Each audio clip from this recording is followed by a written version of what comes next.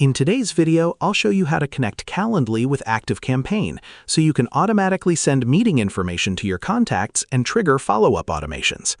This integration is useful if you use Calendly for scheduling meetings and want ActiveCampaign to automatically organize contacts and continue your marketing workflow after someone books an appointment. First, sign into your ActiveCampaign account and open the Apps section from the bottom left menu. Search for Calendly and select the Calendly integration. Next, click Add an account, then choose Connect.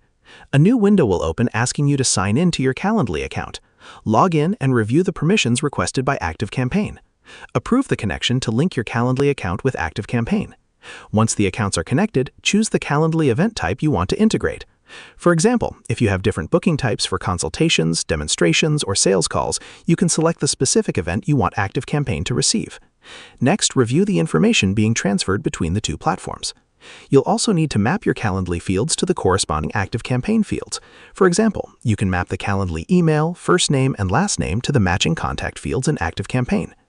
If you need to transfer additional information and the required custom field doesn't exist in ActiveCampaign, create the custom field first and then return to the integration setup. After you've finished mapping the fields, review the configuration and save the integration. Now it's important to test the connection. Open your Calendly booking page and schedule a test meeting using a test contact. Then return to ActiveCampaign and check the contact record to make sure the information was transferred correctly. Once the integration is working, you can use the incoming Calendly activity as part of your ActiveCampaign workflows. For example, you can trigger follow-up emails after someone books a meeting or organize contacts based on their booking activity. If the test data doesn't appear correctly, review the selected event type, field mapping, and connection settings. And that's how you set up the Calendly and ActiveCampaign integration. Share this video and subscribe for more helpful tutorials.